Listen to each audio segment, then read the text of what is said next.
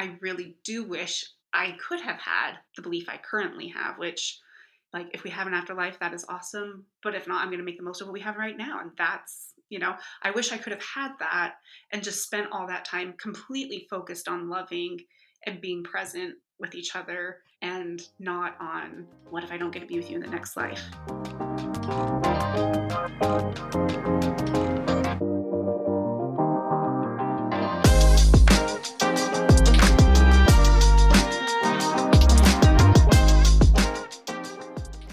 Hello and welcome to the podcast, to another episode of Queerly Overthinking. I'm your host, Adam Harper, and in today's episode, I'm joined by my dear friend, Julie.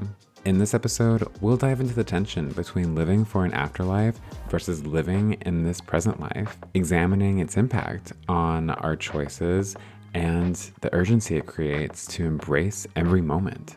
Honey, this episode, are y'all ready for this? I know I am. Let's get into it.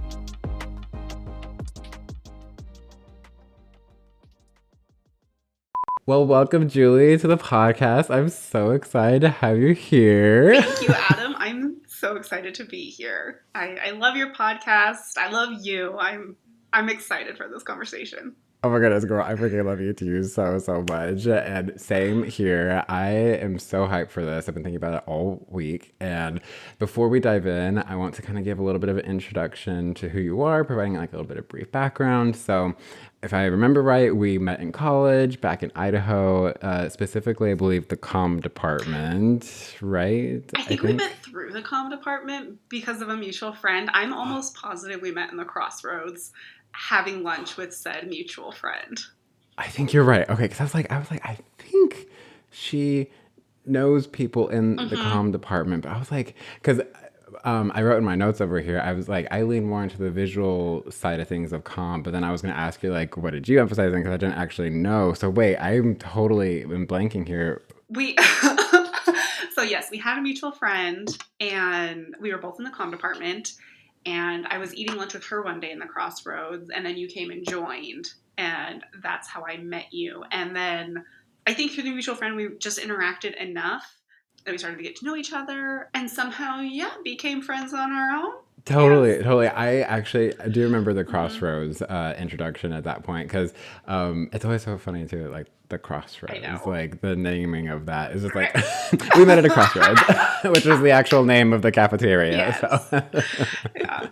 Oh my goodness. Okay, I appreciate the clarification with that, because I was like, wait, I don't think she was in any of my graphic design classes. We were in none of the same classes. Also, appreciate your grace with me in that, as it's been like over 5 years. It's okay. And I barely remember anything. I remember having like 2 conversations with you, and then you taking my pictures, and then you take my friends' pictures. I remember like talking, but I just don't really remember how we got there.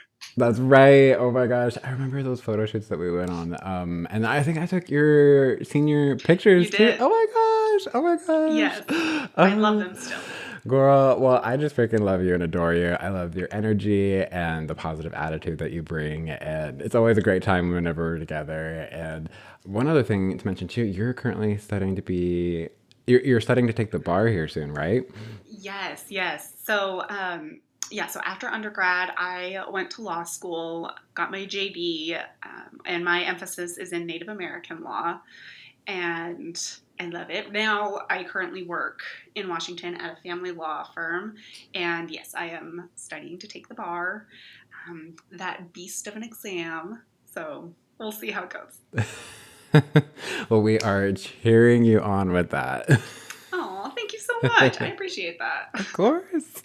As mentioned in the intro to the episode, Julie and I are going to be discussing a wide range of topics kind of under 2 main umbrellas. With that in mind, I also want to preface for our listeners that what Julie and I share are our own opinions based on our own experiences. And while we are discussing these topics surrounding religion, perhaps, and other areas of life, they may differ from others. And we want to emphasize that we respect anyone's ability to believe and live in whatever way fits their needs and works for them. And we ask for that same respect in return. So with that in mind, I'm so hyped to have you on the podcast. And without further delay, let's dive in.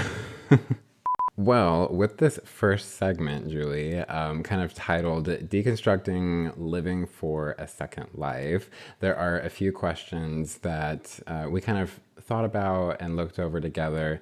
I've written some responses to these questions and thoughts, but I'm going to set this first one up and kind of get your opinion on it. What does it mean to you to live for a second life, especially in the context of a religious belief like Mormonism? Because we both grew up, or at least have experience around Mormonism, but what does it mean to you to live for a second life in that context?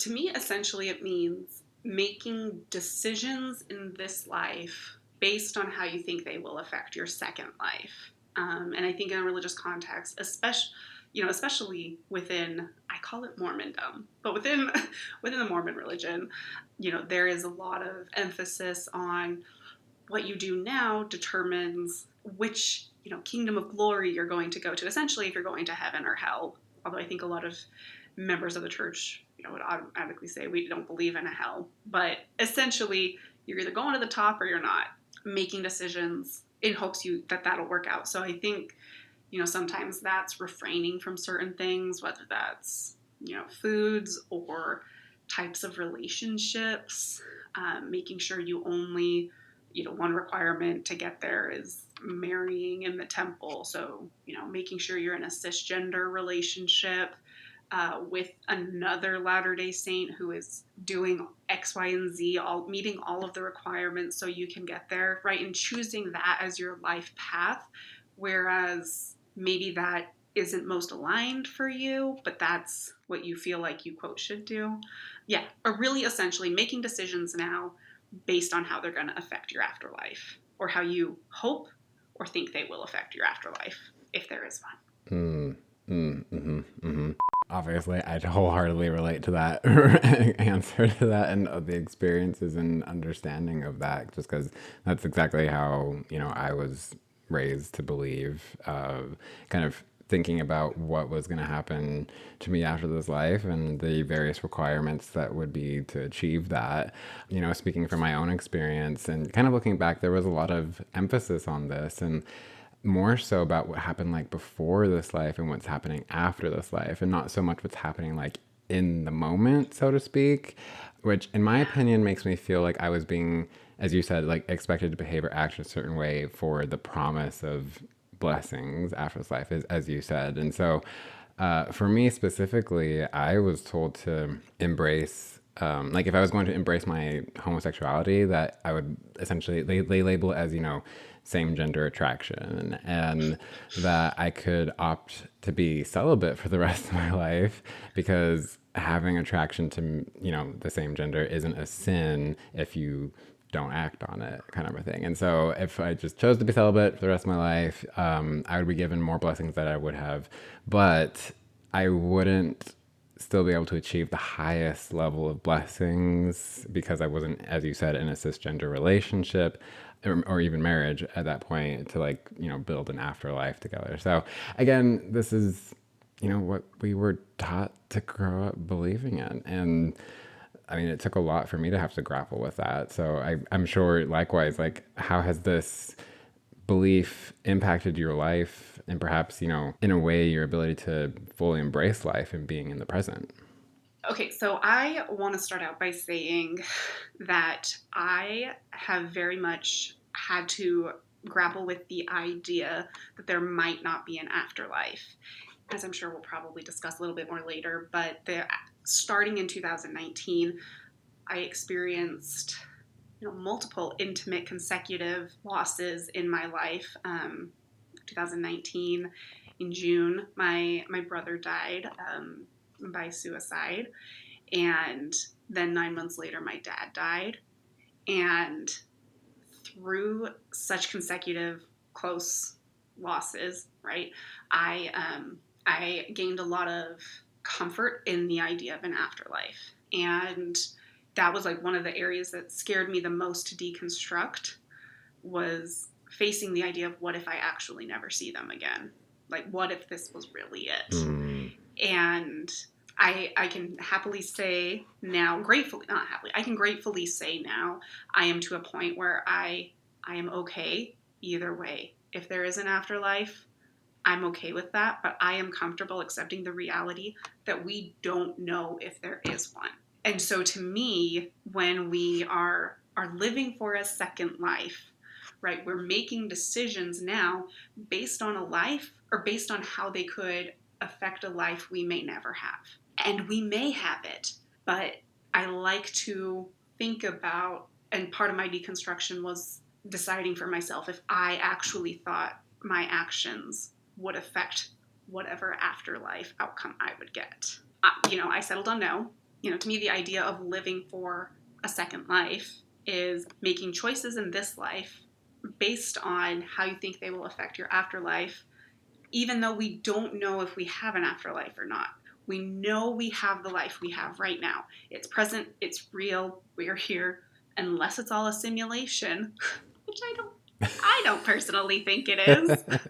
Um, but I don't think I don't know, maybe it is possible. It probably is possible to have the two, to live for this life, even if you do believe in an afterlife. I think that is possible.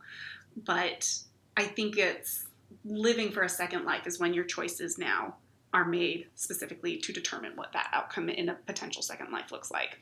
You know, you got to be open to various perspectives. If you just have the blinders on of like this is the one way, the this way or the highway kind of mentality, if you're not exploring how anything could potentially happen in this life or other ways that things could, turn out, then it's just like, I don't know. I would rather understand more about what could or couldn't happen than just be subscribed to one specific idea. You know what I mean? So I completely, everything you said, I'm here for it.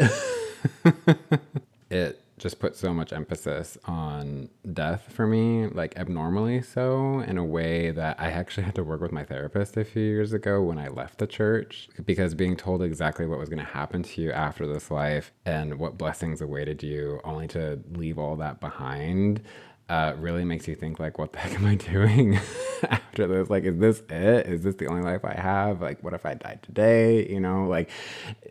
That's just a whole rabbit hole to go down, which I have done several times. And, thankfully I was able to work through that mentality. And currently, as you just shared, I hope that there's something after this life, but I'm not sure what that could be. And, whether that's if we retain the same personage of who we are, if it's reincarnation, if it's energy, but I've also just slowly come to accept that this is the one life that we know absolutely that we get, and I better enjoy it while I can. So, again, very, very similar, answers to what you're sharing here. But with that same question, though, in mind of how it's impacted you, like, was there anything else specific around that you wanted to share?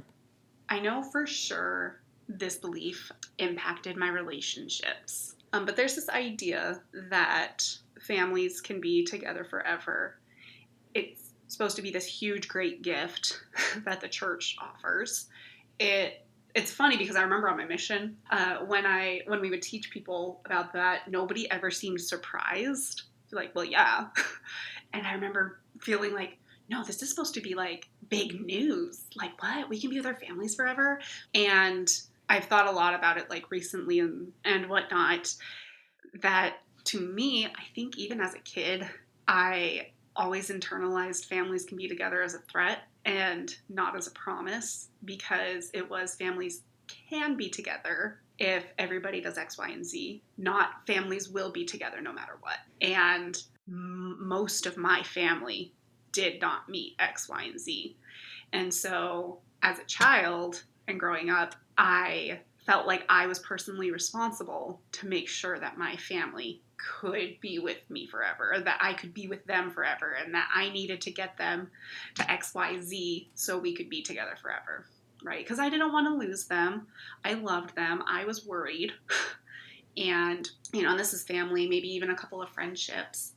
Looking back now, I regret, and I just feel sad about the time that I spent worrying and maybe trying to, obviously good intentions, but trying to push people in a certain direction because I was afraid of not having them. And I really do wish I could have had the belief I currently have, which, like, if we have an afterlife, that is awesome. But if not, I'm going to make the most of what we have right now. And that's, I wish I could have had that and just spent all that time completely focused on loving and being present with each other and not on what if I don't get to be with you in the next life. But then again, maybe if I had this perspective, I mean, if I thought that this was it, maybe I would have been worrying about that as a kid. Like, oh no, someday I'm never going to have you. You know, I guess who knows? So maybe I shouldn't go back and wish I knew then what I know now. Maybe little Julie wouldn't have been ready to handle that. I feel you on that. Hindsight definitely is like looking back, like I wish I would have known, but it's interesting too what you were saying about just thinking for what is going to happen after this life to the point instead of being present. I would even say too, like thinking about what's going to happen tomorrow instead of being present too, because there are a Mm, few people in my life who I feel like the relationship is, you know, so strained because there's such a focus of like, if this is the last time we're going to like talk to each other, like we better be on good terms or something like that. Like, I'm just like, why does this need to be like this? Like, no. So, yeah, I very much hear you on that. I appreciate you sharing that.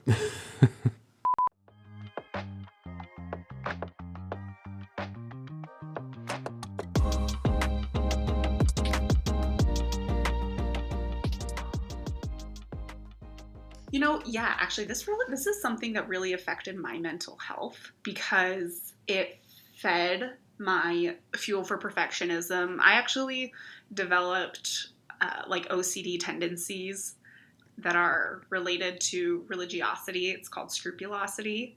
Oh, that's a term I'm not familiar with. Yeah, I think I really developed it on my mission, and just this obsessive compulsive, yeah, disorder of basically morality and needing to be religious and stuff. So sometimes how it shows up, actually it's pretty common in the church, but I don't know. I think it's more recently that people are starting to get diagnosed with it. For a long time I was the only one I knew, and it was really lonely. It can look like over confessing, or feeling the need to like always check and make sure that you're okay, like, hey, this decision is okay, right? Or like, you and I, we're okay, right? But like compulsively. And my big thing was always making sure that I was 100% honest, because if I was dishonest in absolutely any way, I wasn't going to get to go to the celestial kingdom. And right, and so like all of these little things, and I had this huge fear of letting God down. And I remember I told someone that at BYU Idaho, that was like my biggest fear, and they were like, well, "That's an interesting one," and I was like, "No, it totally makes sense." But um, but yeah, that's one thing. It like the idea of living for a second life really messed with my mental health. Mm, mm. One thing that sparked in my mind as you were sharing that, especially for folks who may be new to listening to the podcast, or even those who have listened to a few episodes before, I wanted to find what a mission is. Good So, idea. specifically in the Mormon Church or the Church of Jesus Christ of Latter day Saints, we have what's called church service missions, where sometimes people just abbreviate it to missions. And it's where the church sends you to anywhere in the world to essentially proselyte, preach the gospel of Jesus Christ, and and try to convert some people. I personally went to Oregon. That's where they sent me. We don't get to choose necessarily, so they sent me to Oregon. Remind me, where'd they send you? Philippines. Oh my goodness, girl! Yeah. Wow. No, I loved it. I agree with my mission as well. I feel like I learned a lot. It was definitely like a huge growing experience back in the day. But well, I'm curious, like, what's one thing that specifically you loved about it? Oh my gosh, easily the people. I love the people. I love the food, but the people first. Adam, it's so funny. I have had. I was just telling one of my friends about this. I have had multiple mission dreams since deconstruction, but the most recent one was that I was on my mission when I removed my records, and and I was just like waiting for them to figure out. But I didn't want to leave because I loved the people. But I was like, someone's bound to find out soon that I've removed my records, and I'm just out here being a little, doing my mission thing, just trying to hang out with people. And You know what's so crazy that you mentioned that, girl? I've actually had like a mission dream too recently within the last like couple really, of weeks. I kid you not. I know people listening to this are probably gonna be like, "What? like weirdness are they talking about right now? But like, I kid you not, that I had a dream that I had to go on a second mission, and mind Oh, you, I've had again, those. yeah. For our listeners as well, missions typically last 2 years for men and 18 months for women, typically. Yeah, so doing 2 years already, and then in this dream, I'm like, I gotta do another 2 years. But then at the same time, I was like, but I'm this rebellious, like, gay who's out here just to have, a good connection with people and the culture and life, whatever. But I'm also like, what am I doing in this dream? Like, Yep. Nope. I've had those. well, as you mentioned, sharing with me, you were like, this is going to lead great into the next question, which is, what is that sense of responsibility and urgency that arises in living with a belief that this is the only life that we have? And are there any personal experiences that have led us to be passionate about this perspective? I think like anything, once you get to the extreme sides of it, it can become too much. So I know for me, I have definitely experienced this where I focus so hard on being in the present and recognizing that this is the one life we have that I'm probably not really even being present. I am just focusing on the fact that this is the one life we know we have. And so I get this like ticking clock mentality of we don't know how much time we have with this person. So we have to make the most of it at all times, and make sure we're talking to people, and all of these little things. And really, I mean, I guess it probably goes in other ways too. Social justice, everything. Like it's a ticking clock. We don't have much time. We gotta go. We only got 4 minutes to save the world. And that's like, that's a little too far an extreme. But I have found myself there.